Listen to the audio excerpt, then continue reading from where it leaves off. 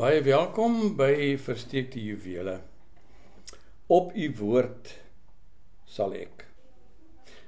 Dit was woorde van Petrus aan Jesus.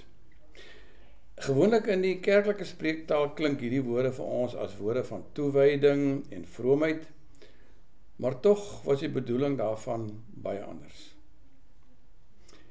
Petrus en sy makkers het die nag deur onsuksesvol vis gevang, en die volgende oggend praat Jesus met 'n skare daar op die strand van die see van Galilea. Nadat hy gepraat het, sê hy vir Petrus wat daar in sy skei sit, trek jou skei verder in die water en gooi jou nette weer uit. Maar Petrus protesteer. Hy is die kenner van die viswaters en Jesus is 'n timmerman en 'n rabbi, wat sal hy eintlik nou weet? Maar hy gee tog toe. Op die woord sê hy, sal ek. Dit is soos wanneer jy gevra word om iets te doen, maar jy weet, dis eintlik nou nie 'n geslaagde onderneming nie. Maar jy gee tog toe, dit kan tog nie kwaad doen nie, en jy sê, goed, as jy so sê, dan doen ek dit. Dit was min of meer Petrus se gesindheid. En toe kom daar 'n groot klomp vis in. En Petrus val op sy knieë neer voor Jesus. Hy besef, hy het nie reg om voor Jesus te kan staan nie. En hy noem homself 'n sondige mens. Nou weet hy, wie is eintlik in beheer van die viswaters. Hy weet dat Jesus hom met een vlik van sy vinger van die aarde af kan wegvee. Maar wat gebeur?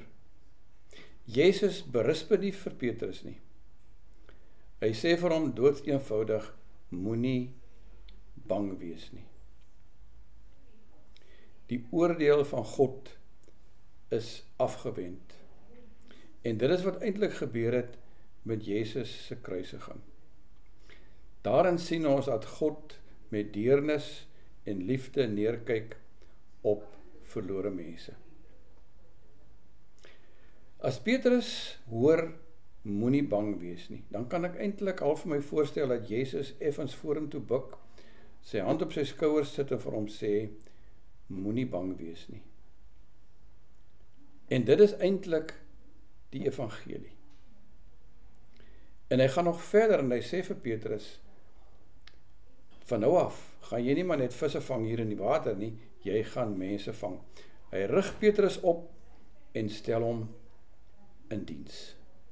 En dit is presies soos God se genade werk. Aan die een kant maak die genade dood. Hy maak die ou mens dood.